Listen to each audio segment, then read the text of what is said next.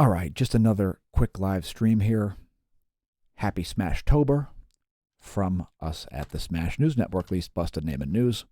So we see a solar storm subsiding here a bit, and NOAA has changed the official forecast here, but the G2 class solar storm has largely subsided back to geomagnetic calm conditions here, a KP of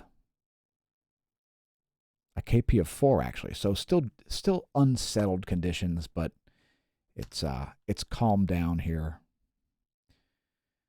So there is geomagnetic unrest forecast early into the day tomorrow.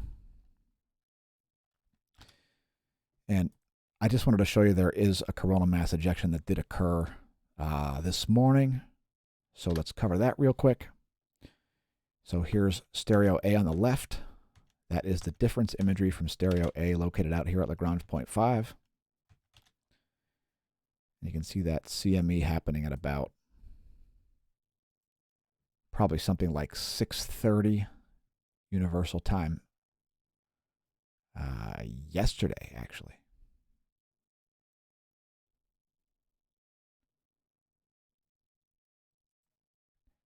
And here you can see another one today. And this image here on the right, this is from the Soho-Lascaux C2, which is located out here at Lagrange point 1, the other gravitational equilibrium point where we have spacecraft looking for things like coronal mass ejection. So you can see this one is from today at about 2:30 or so. That would have erupted, and that will miss Earth to the west and the south. So that other one, there's a bunch of missing data on here on the stereo A imagery, but we did catch this one from midday yesterday. So there's the still image of that. There's the Lascaux C2.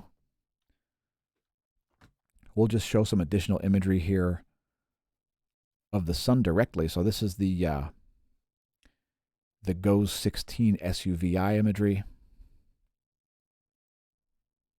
304 angstroms. And we actually do see some activity here out of sunspot 2882.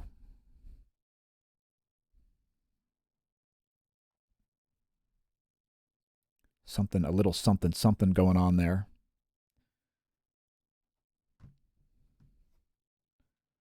Maybe a little bit of a solar flare happening or what have you. And I just wanted to bring up the 193 angstroms imagery as well. This is from the SDO, the Solar Dynamics Observatory. And this one includes the solar flare coronal mass ejection event. So that happened right in here. You can see great imagery of transverse waves spreading across the surface of the sun there. And I won't get into any controversial stuff about the sun having surfaces and what the sun's made of and so on. I'll leave that for a different video. So I just wanted to give a quick update on that. And let me just bring up one more thing here. I want to look at the real-time solar wind real quick. Just to sort of give you perspective on that. Just bear with me while I find it.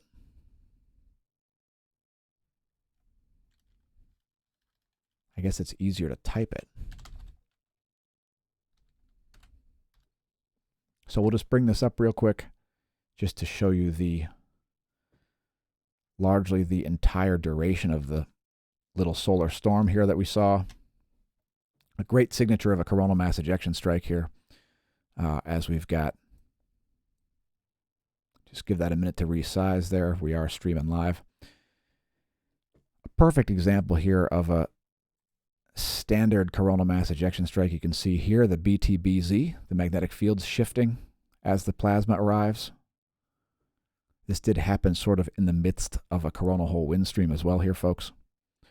You can see a density and a speed wave at the same time. So very, Very characteristic of a coronal mass ejection, and also a temperature change.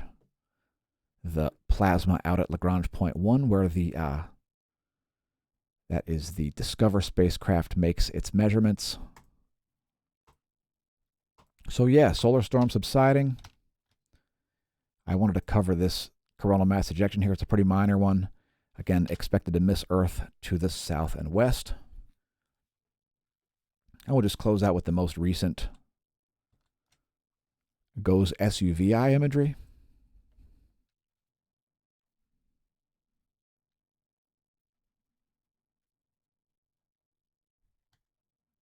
Once again, thanks everybody for tuning into the Smash News Network, least busted name in news. Congratulations on realizing we exist. And may that solar wind be at your back.